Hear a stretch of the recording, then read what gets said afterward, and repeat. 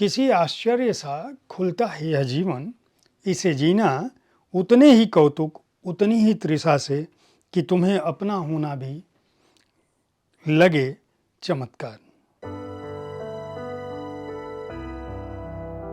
नमस्कार, आप देख रहे हैं साहित्य तक के बुक कैफे का एक दिन एक किताब कार्यक्रम। मैं हूं जयप्रकाश पांडे। आज शुक्रवार है और मैं एक कविता संग्रह के साथ उपस्थित हूं जिसका नाम है सम्मुख। रचनाकार हैं रश्मि भारद्वाज।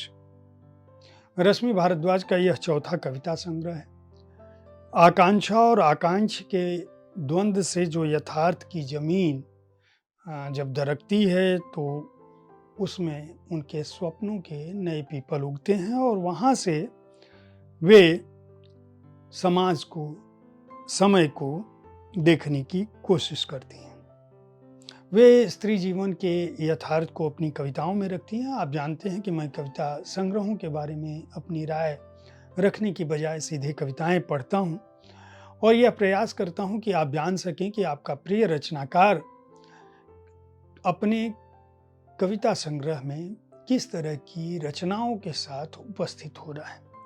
तो रश्मि भारद्वाज सम्मुख नामक अपने कविता संग्रह, जो उनका चौथा कविता संग्रह है, उसमें किस तरह की रचनाओं के साथ उपस्थित हो रही हैं, इसे मैं आपके सामने पढ़ूंगा।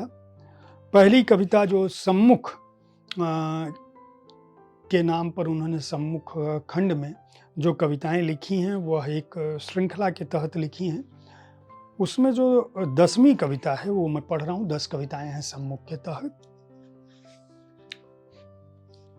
उम्र एक पथरीली सड़क है, यहाँ गति में भय है, ठौर में संशय। सपनों की सूची कहीं रख कर भूल आई हूँ, खोए हुए का अब हिसाब नहीं करती। मेरे पास क्या बचा है? कुछ दोस्त जो मेरी ही तरह भयभीत हैं। किसी को नौकरी बचानी है, किसी को रिश्ता। कोई प्रेम से भय खाता है, कोई एकाकी छूट जाने से। कुछ जिम्मेदारियां जो चक्रवृद्धि ब्याज की तरह बढ़ती जाती हैं। कुछ चाही हुई चीजें जो किसी बाजार में नहीं मिलती। कुछ प्रेम जिन्हें पुकारा नहीं जा सकता। कुछ घृणाएं जिनकी आकुलता देख सहानुभूति होती है। मेरे पास क्या बचा है? कुछ मृत्यु जो कम से कम रोज मिलती है। कुछ जीवन जिसे टिक कर बैठना नहीं आता। मेरे पास क्या बचा है? कुछ दुख जिन्हें कभी लिखा नहीं जाना चाहिए। अभी अभी मिले कुछ शब्द, सोचती हूं जिनसे कुछ तो किया जा सकता है। दूसरी कविता जो मैं पढ़ रहा हूं उसका शीर्षक है लगभग प्रार्थना। एक विचार की तरह जो खंड है उसमें यह कविता शामिल है। संग्रह का नाम है सम्मुख। रचनाकार हैं रश्मि भारद्वाज।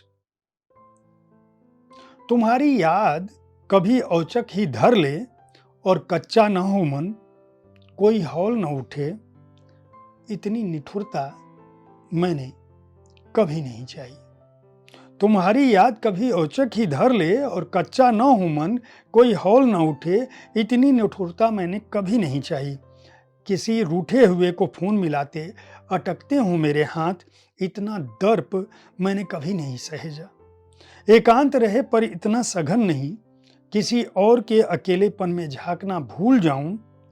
दुख हों पर इतने गाढ़े नहीं, उनके आर पार कुछ दिखाई न दे। इतना हौले चल सकूं, मेरी कदमों की थाप से धरती तले नहीं सिहरती हो एक दुनिया। इतना धीमा कहूं मेरी आवाज से नहीं कांपती हो किसी हृदय की लय। उसे देखती हूं, अपना ही बीता जन्म याद आता है। उससे प्रेम नहीं कर सकती, उसके हृदय भंग का पाप कभी नहीं करूंगी।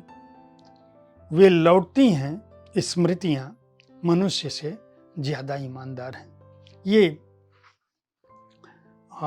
3 भाव हैं जो उन्होंने दर्ज किए हैं।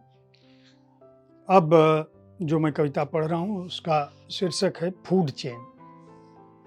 संग्रह का नाम है सम्मुख। कवयित्री हैं रश्मि भारद्वाज। किताबों ने हमें सिखाया यह संसार चलता है प्रेम से, अन्यायी का झुकता ही है सर एक दिन, सत्य जीत जाता है देर सबेर। ज्ञानियों ने समझाया सही गलत कुछ नहीं है, दृष्टि का भेद है बस। वह कुछ नहीं जिसे मान लिया जाए अंतिम, मनुष्य, ईश्वर, सत्य या प्रेम। वह हर कुछ जिसकी ओर उम्मीद से ताका जा सकता था, धुरला होते होते एक दिन नष्ट हो गया। इसी संसार में एक किसी के पास नुकीले पंजे हैं और किसी के पास बस भाग सकने के लिए चपल पांव। यहीं कहीं एक स्त्री को नहीं दिखते दूसरी स्त्री के आंसू। यहीं कहीं एक पुरुष जाते हुए जरूरी नहीं समझता कह देना अलविदा। वे जो कहते हैं जन्म से एक हैं सभी मनुष्य, उन्हें उन शिशुओं की आंखों पर कुछ कहना चाहिए।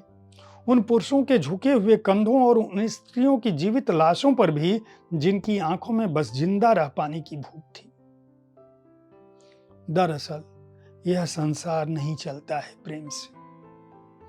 कोई सत्य, कोई ईश्वर, कोई सिद्धांत नहीं करता इसका संचालन।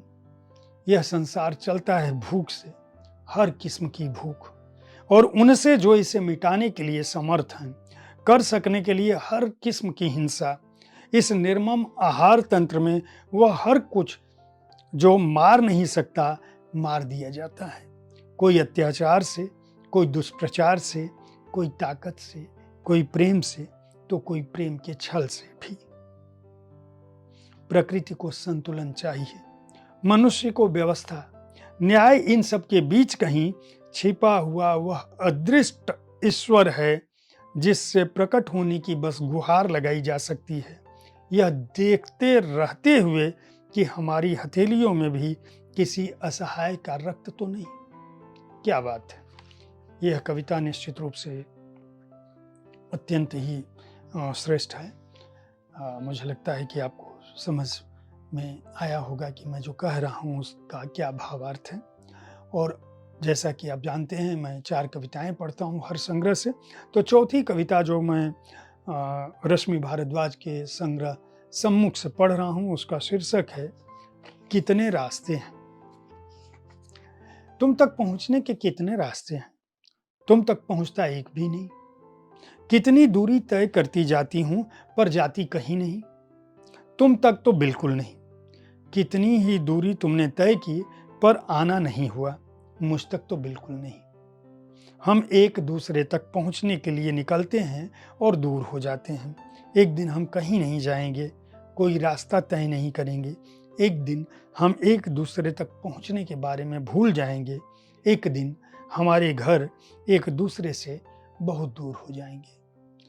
तो रश्मि भारद्वाज के संग्रह सम्मुख की ये कविताएं मैंने पढ़ी। अगर आप अच्छी कविताओं को पढ़ना चाहते हैं तो सम्मुख को खरीद कर पढ़ सकते हैं। सेतु प्रकाशन ने इस संग्रह को प्रकाशित किया है, 200 रुपये इसका मूल्य है। सेतु प्रकाशन और रश्मि भारद्वाज को इस संग्रह के प्रकाशन के लिए बहुत बहुत बधाई और शुभकामनाएं। साहित्य तक पर मैं हर शुक्रवार को किसी न किसी कविता संग्रह की जानकारी देता हूँ। मेरे वरिष्ठ सहयोगी संजीव पालीवाल जी आज की कविता में हर दिन कविताओं के साथ उपस्थित होते हैं। उनकी पाठ्य शैली भी बहुत अच्छी है। अगर आप अच्छी कविताएं सुनना चाहते हैं तो उनको कार्यक्रम को देख सकते हैं। संग्रहों को खरीदना चाहते हैं तो शुक्रवार को देखना ना भूलें। अन्य पुस्तकों की जानकारी लेकर मैं हर दिन इसी समय यहीं उपस्थित होता हूँ। साहित्य तक देखते रहें, बुक कैफे देखते रहें, पुस्तकें खरीदते रहें। धन्यवाद।